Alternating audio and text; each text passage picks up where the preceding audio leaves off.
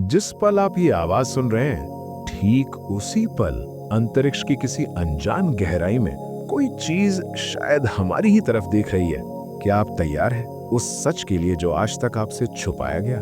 क्योंकि ये कहानी सिर्फ एलियंस की नहीं है, ये कहानी है आपकी अपनी वजूद की। दोस्तों, कभी रात के अंधेरे में छत पर लेटकर उन टिमटिमाते सितारों को देखा है? जब आप उन लाखों करोड़ों तारों को देखते हैं तो क्या आपको डर लगता है या सुकून?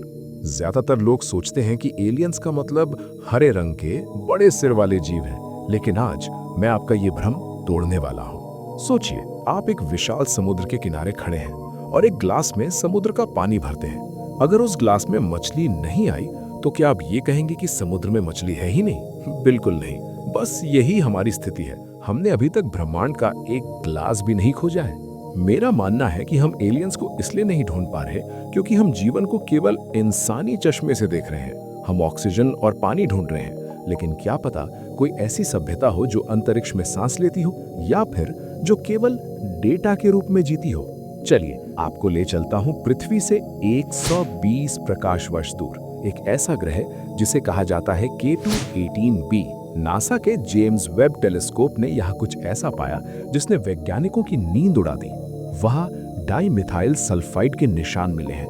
पृथ्वी पर यह गैस सिर्फ और सिर्फ जीवन द्वारा पैदा की जाती है, खासकर समुद्री जीवों द्वारा। सोचिए, उस नीले ग्रह पर शायद विशाल समुद्र होंगे और उन समुद्रों की गहराई में कुछ ऐसा तैर रहा होगा जो धरती के किसी भी जीव से अलग है। सिर्फ गैस ही नहीं, अब हम ढूंढ रहे हैं टेक्नो सिग्नेचर्स। वैज्ञानिक अब उन तारों को स्कैन कर रहे हैं जिनके चारों ओर डायसन स्फीयर्स हो सकते हैं, मतलब ऊर्जा सोखने वाले मेगा स्ट्रक्चर। अगर हमें एक भी ऐसा तारा मिला जिसकी रोशनी प्राकृतिक रूप से नहीं बल्कि किसी मशीन की वजह से कम हो रही हो, तो वो दिन मानव इतिहास का सबसे बड़ा दिन होगा। लोग दूर के तारों की बात करते हैं, लेकिन हमारे अपने पड़ोसी ग्रहों के चंद्रमाओं पर क्या छिपा है?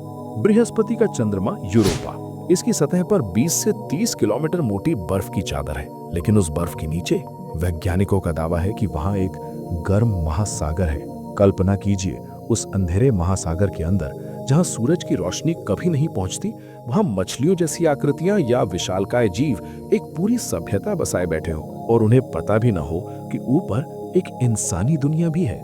सोचकर रोंगटे खड़े हो जाते हैं कि शायद हम एलियंस को खोजने के लिए दूरबीन ऊपर कर रहे हैं, जबकि वे हमारे ही सौर मंडल के भीतर बर्फ की परतों के नीचे छिपे बैठे हो। क्या पता नासा ने पहले ही कुछ देख लिया हो जिसे दुनिया को बताने का सही वक्त अभी नहीं आया। अब बात करते हैं एक डरावने सच की। इसे कहते हैं द ग्रेट फिल्टर। अगर ब्रह्मांड में अरबों ग्रह रहने लायक हैं, तो अब तक कोई हमसे मिलने क्यों नहीं आया? ये सिद्धांत कहता है कि हर सभ्यता एक बिंदु पर आकर खुद को नष्ट कर लेती है। परमाणु युद्ध, क्लाइमेट चेंज या फिर अपनी ही बनाई आर्टिफिशियल इंटेलिजेंस। क्या हम भी उसी विनाश की ओर बढ़ रहे हैं? क्या एलियंस इसलिए नहीं मिल रहे क्योंकि वो ग्रेट फिल्टर को पार करने से पहले खत्म हो गए? या फिर क्या हम ही वो पहली प्रजाति हैं जो इस फिल्टर को पार करने वाली है? 2017 में आया ओमुआमुआ और 2025 में 3i एटलस। ये पत्थर नहीं है, इनकी गति बदलती है, इनका आकार अजीब है। हार्वर्ड के प्रोफेसर आवी लोब कहते हैं कि ये किसी दूसरी दुनिया का कचरा हो सकते हैं। सोचिए, किसी एलियन सभ्यता ने करोड़ों साल पहले एक खोजी याम यानी प्रोब भेजा हो जो आज हमारे पास से गुजर रहा हो, और हम उसे सिर्फ एक पत्थर समझ रहे हो, जबकि वो एक इंटरस्टेलर मैसेज हो सकता है। यह मेरा एक निजी विचार है। अगर कोई सभ्यता इतनी उन्नत है कि वो हमारे पास आ सकती है, तो हम उनके लिए वैसे ही होंगे जैसे हमारे लिए सड़क पर चलती चींटियां। क्या आप किसी चींटी को जाकर हेलो बोलते हैं? शायद नहीं। यही वजह हो सकती है कि वे हमें नजरअंदाज कर रहे हो। दोस्तों, इस पूरी रिसर्च का अंत एक ही बात पर होता है, चाहे एलियंस मिले या ना मिले, दोनों ही बातें डरावनी हैं। पहला, अगर हम अकेले हैं तो इस विशाल ब्रह्मांड की पूरी जिम्मेदारी हमारे कंधों पर है, और दूसरा, अगर हम अकेले नहीं हैं तो मानव इतिहास की हर किताब, हर धर्म और हर सोच को फिर से लिखना होगा।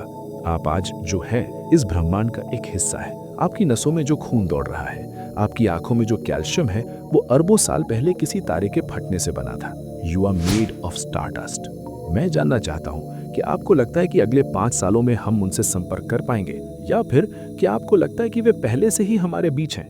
अपनी थ्योरी नीचे कमेंट में लिखें, क्योंकि आपकी एक सोच भी इस रहस्य को सुलझा सकती है। और अगर इस वीडियो ने आपको सोचने पर मजबूर किया है तो उस दोस्त को शेयर करें जिसे लगता है कि हम इस ब्रह्मांड में अकेले हैं। सब्सक्राइब करना मत भूलना, क्योंकि सफर अभी शुरू हुआ है। धन्यवाद।